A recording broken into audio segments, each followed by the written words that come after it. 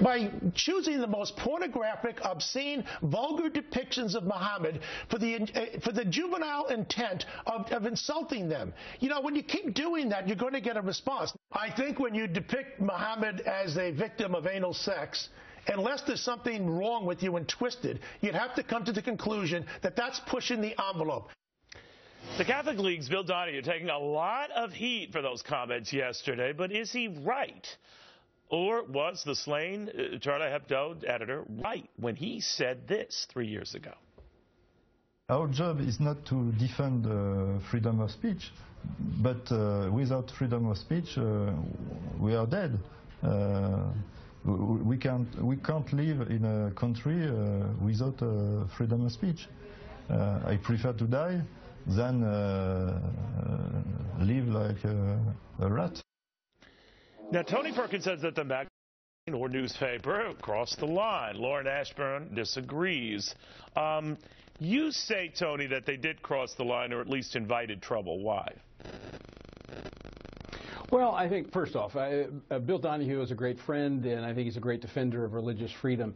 And I do think that the media and others should be respectful toward religion, all religions. However, I do think that we have to protect the freedom to speak, even if it's in poor taste or bad form. And Bill has the right to say what he wants to say and say so freely. And while I disagree with what these media so-called journalists did in France, they have the right to do so. But I think the bigger problem here, Neil, lies with the government and how the government's been dealing with Islam in their own country. Yeah, but back to these drawings, now you raise a good point. And Lauren, I think what the issue was with Bill was that there is never, ever a reason to kill anyone for something you don't like, however blasphemous or offensive or just insulting or pornographic you find the images that ultimately incited these attacks. But that journalists in general have a responsibility to know the impact of their satire. What do you think of that? Mm-hmm.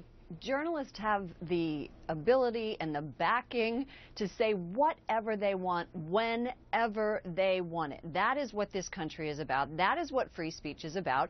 Yes, my feeling about all of this is that it's disgusting. I think the caricatures that have been drawn of the Pope and all of this, the anal sex that we talked about, are absolutely disgusting. But that doesn't mean that they don't have a right to publish it. Tony, would you want somebody saying that when you say that being gay is bad for the economy, that you can't say that? I don't think so. What do you think of that, Tony?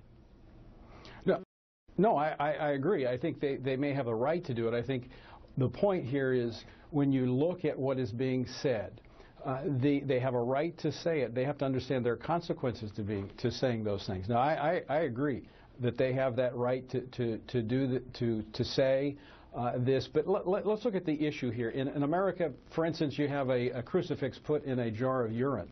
You don't see Catholics kicking down the door, running in with submachine guns. There's a difference here in religions. And I think in part this problem has been created by somewhat of what Bill has suggested here, this accommodation. The French government has accommodated these radical Islamists. There are 700 no-go zones in France where authorities can't go in because Sharia law reigns. Political correctness is the fertile soil for this type of terrorism to grow in.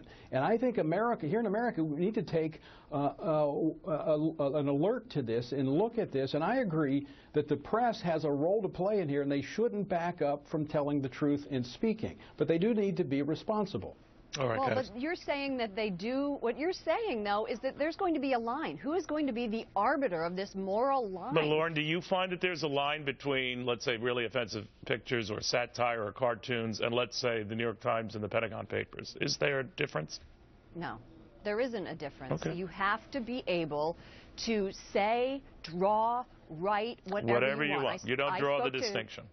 I spoke to Ken Paulson, who is the CEO of the First Amendment Center, and he said it's not just about freedom of press, it's about freedom of conscience. All right. Guys, thank you both very, very much. Stick around. We have a lot more after this.